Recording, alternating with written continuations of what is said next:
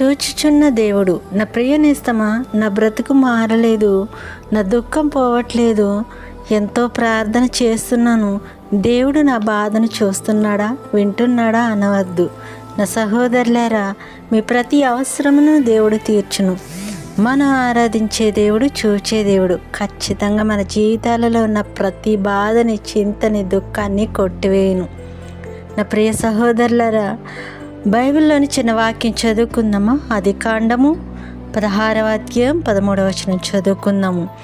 అది చూచుచున్న దేవుడవు నీవే అని పేరు తనతో మాట్లాడిన యెహోవాకు పెట్టెను.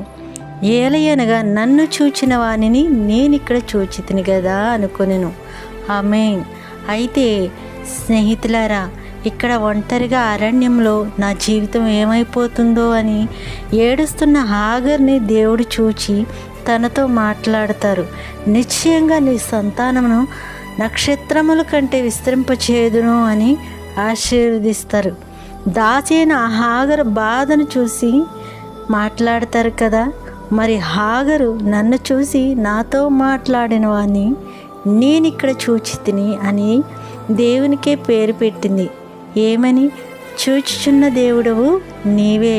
నా ప్రియనేస్తమా, హాగరు బాధను మాత్రమే కాదు, దేవుడు నీ బాధను చూస్తున్నాడు. చింతించుకు, విశ్వాసం కలిగి ప్రార్థించు.